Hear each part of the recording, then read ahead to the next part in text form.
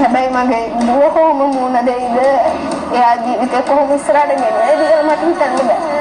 ඈතින් කෙලවරක මරණය. සමහරට එයා මගෙන් අහයි කවදා හරි ඇයි මාව මෙහෙම හැදුවේ කියලා. හැබැයි මම මෙහෙම දෙයක් දැනගෙන හිටියා නම් මම ඇත්තටම දරුවෝ හදන්නේ මම එහෙම දන්නේ නැහැ. මන්නකිට ප්‍රෝග්‍රෑම් එකක් ගිහින් තියෙනවා එයාගේ. වාසනාගේ කඳුළු කතාව කියලා. මේ තියෙන ඒකස.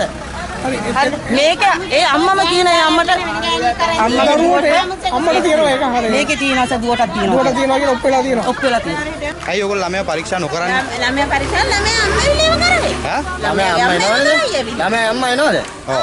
ආයේ ආවම අම්මා කවුද මත එන්නේ? සාමාන්‍ය මේ ළඟ දිනවා කියලා තියෙනවද? නෑ නෑ දැන් එනවා. ඔව් එනවා. දැන් එනවා.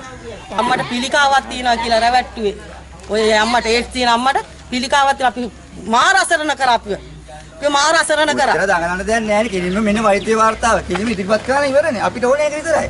අපි දරුවා යන්න කියන්නේත් නෑ. දරුවා ඒක කියන්නේ නෑ. අපි කියන්නේ අම්මා පිළිගන්න අම්මට තියනවා කියලා. ඒ අම්මගෙන් කිරි බොන්නේ අපෙන් බොනවද? අපි විශ්වාස කරනවා ඇති කියලා. මේකේ තියෙනවා සර්.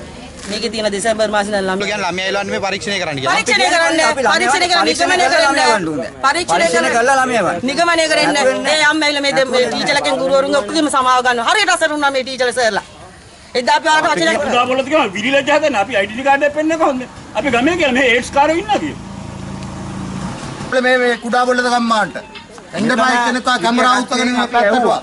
අපේ වෙන්නන්න මේක උත්තගෙන ඉන්න මේ ෆොටෝ ගාලා එක එක අපි මේ කරන්න එපා.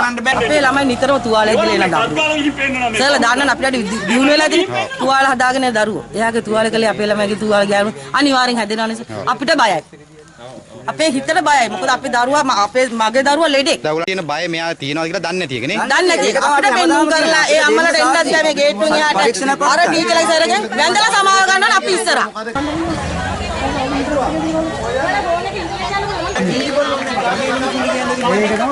අපි කිව්වම කිව්වා. ඒක ඉතින් මට මේ ඉස්කෝලේ ඉඳන් ළමයි එන්නේ නැහැ කියලා කිරිතක්. ඕකේ thank you.